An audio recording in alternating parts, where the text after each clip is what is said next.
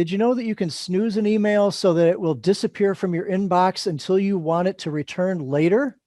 Let's take a look at that one. This is an email, for example, from the How To Geek. They have tech tips that I use regularly. It might be one of the ways that I found some of the tips that I have here today. So I'm not really ready to read this right now, especially not during a class. So what I can do is I can open up that email, just look for the button right here that looks like a little clock. So I want this email to come back to me at a later date or a later time.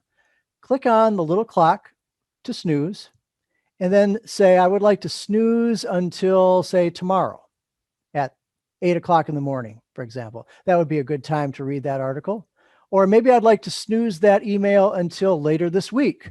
Or maybe I want to really get specific and have it come back at a very specified time and date. So maybe I want it to come back on the 19th on a Monday, early in the morning at 7:30. Okay, and I won't see it again until then. All right, and click save. And now it's gone from the inbox. It's gone, and it won't come back until Monday at 7:30 in the morning. So that's called snoozing an email. You can click on it, click the checkbox, click on the little clock icon, and snooze it until you'd like to see it again. So that's snoozing an email.